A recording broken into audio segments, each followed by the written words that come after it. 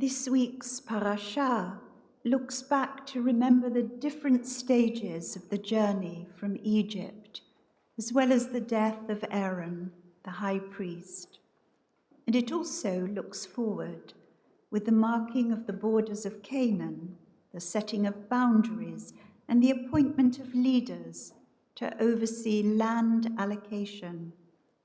The penultimate chapter focuses on the building of the cities of refuge for those who are guilty of accidental homicide, while the last chapter of the parashah, the last chapter of the whole of the book of Numbers, because we come to the end of Numbers this week, functions as a kind of coda to the story of the 5 daughters of Zelophehad, which we read 2 weeks ago in Parashat Pinchas.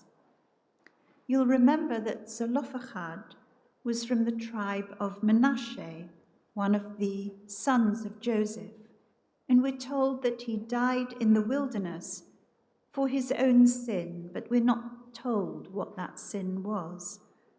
The Torah specifies, or rather his 5 daughters specify, that he was not part of the rebellion of Korah, who rose up against Moses and Aaron and were swallowed up in an earthquake.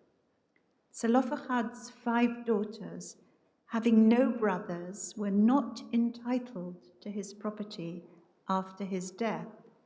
And so they ask Moses whether the law can be changed so that they can inherit their father's land and property. Moses brings their case before God, who gives wholehearted approval to a change in the law, with the words, "The plea of Zelophehad's daughters is just."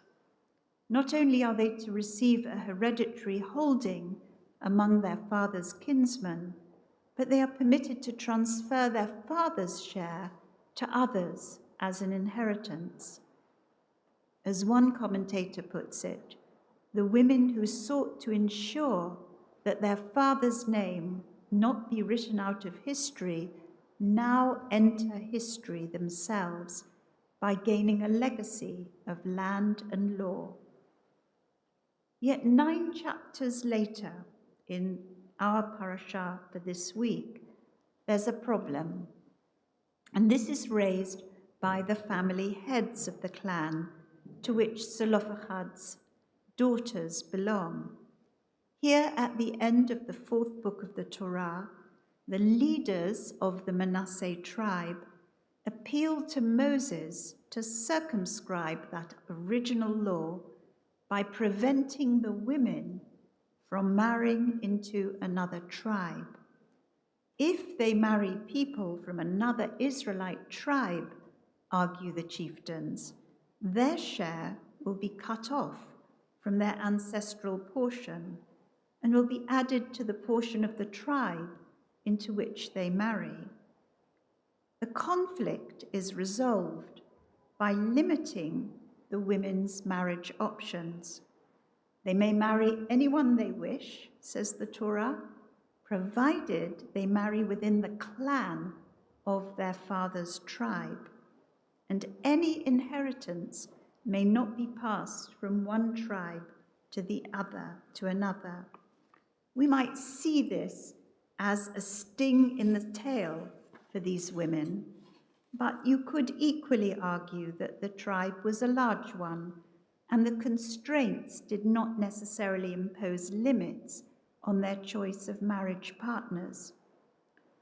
The desire to keep one's property and money in one's own family is not unusual in large and wealthy family dynasties. On the 19th of September 1812, the founding father of the Rothschild dynasty, Mayer Amschel Rothschild, died at the age of 68 in the Frankfurt Judengasse, the ghetto to which all Frankfurt's Jews were confined. Mayer Amschel had started his career as an apprentice in a bank in Hanover and returned to the ghetto to develop a small business of his own. In 1770, he married 17-year-old Gutler Schnapper. I'm happy to say Hannah's a little bit older than 17, from a reputable and more wealthy family than his own. Don't forget, this was the very beginning of the Rothschild saga. 10 children from this marriage survived to adulthood, and Gutler, who oversaw a busy domestic environment, was also involved in helping to develop her husband's burgeoning business. Natalie Livingstone, in her book, The Women of Rothschild, writes this of Gutler.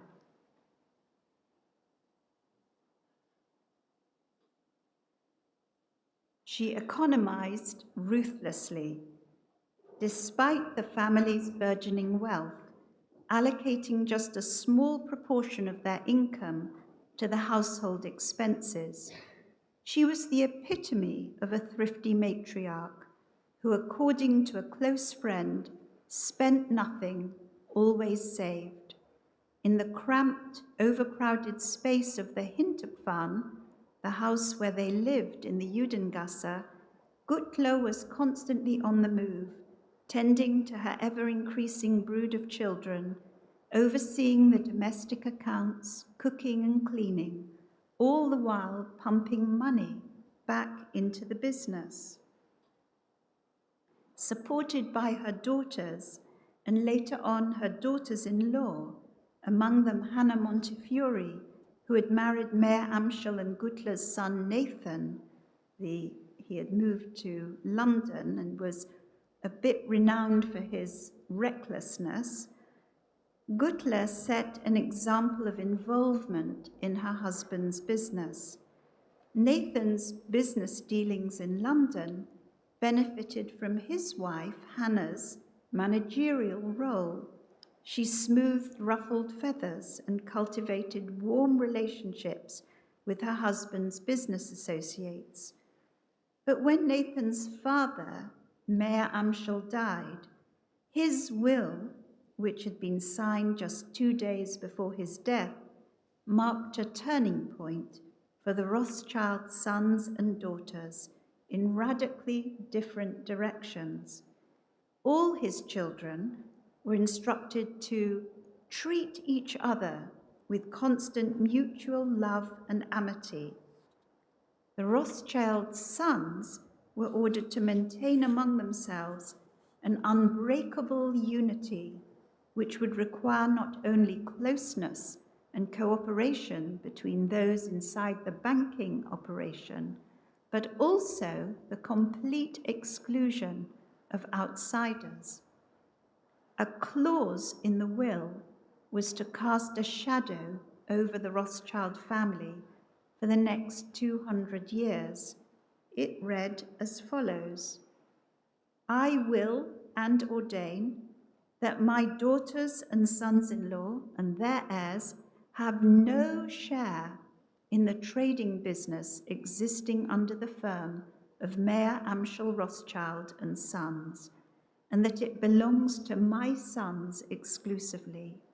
None of my daughters, sons-in-law, and their heirs is therefore entitled to demand sight of business transactions. I would never be able to forgive any of my children if, contrary to these my paternal wishes, it should be allowed to happen that my sons were upset in the peaceful possession and prosecution of their business interests. It was probably for this reason that it was not unusual for marriages of the Rothschild offspring to remain endogamous, cousins marrying each other, and even in one case, an uncle marrying a niece. Marriage arrangements were not left to the young people, unless those young people were particularly headstrong and independent. Parents and brothers would enter aggressive negotiations to secure a marriage partner for their daughter or sister, and woe betide any unsuitable suitor who would be seen off by the family. If unions were blessed with affection and respect, it wasn't only due to chance, but perhaps unity of purpose in a husband and wife's business dealings together. When Nathan, the son of Mayor Amschel and Gutler, died in 1836, his will evoked the will of his father.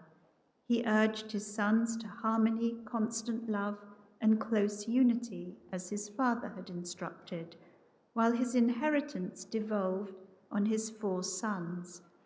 The wealth of the Rothschilds was to be kept within the family. Out of 21 Rothschild marriages between 1824 and 1877, 15 took place between direct descendants of Gutler and Mayor Amschel. The legacy of the law requiring women to marry within their own tribe then reached across the centuries and even into the 20th century. Marrying outside the family was perceived to be a risk to the unity of this family's business purpose, and it wasn't only the Rothschild dynasty who were guilty of this singular worldview. Marrying someone who wasn't Jewish was a further step that exercised the Rothschilds, who saw it as breaking apart the family. That and the disability imposed on the women who were not included in their father's wills were the reasons that really broke and still break apart family unity. Family estrangements are always among the most painful and difficult situations a rabbi sometimes has to deal with in their pastoral work. That we have nurtured a more inclusive way in the way that we view marriages, the marriage of Hannah and Ryan on Sunday, a more egalitarian way of seeing how partners work together, come together, that we have nurtured as well a more inclusive way of bringing non-Jewish partners into our communities, says much not only for liberal Judaism, but for the families and individuals who are our members and who want to share the integrity and beauty of our Jewish heritage. Liberal Judaism has helped us to reorder priorities and perhaps to see life as some of the Rothschild women saw it for themselves, through their pragmatism and independence, their intelligence, their knowledge, their phenomenal philanthropy, through their determination and fearlessness, and the acknowledgement of the complex expectations and values they transmitted to their children. Whether the daughters of Tzlofachad or the footnote to the story of Jewish survival, as the women of the Rothschild family and others were referred to, their influence on the life of our Jewish communities and culture remains profound.